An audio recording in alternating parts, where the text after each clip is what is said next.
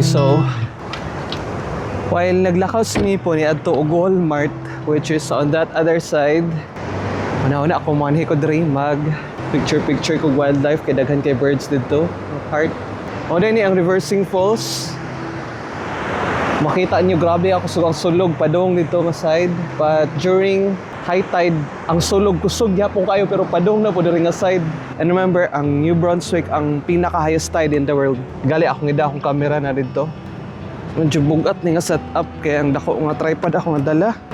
But it's okay. So mo ni akong setup, guys.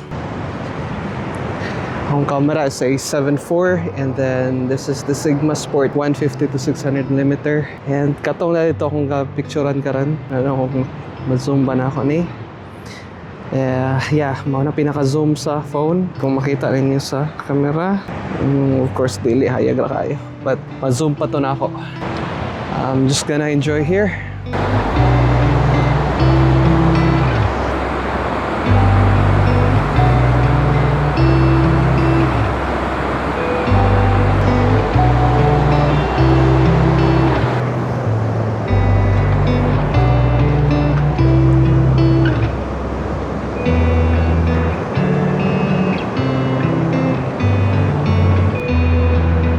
Panay bonus oh. Songbird.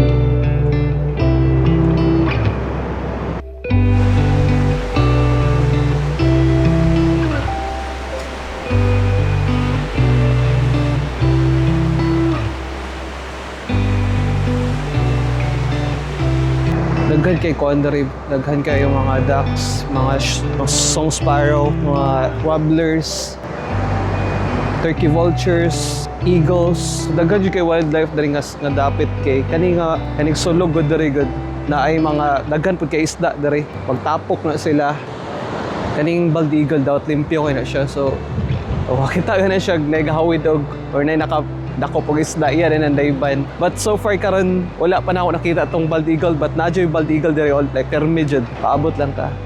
Tara sa abot ng message si Mipo.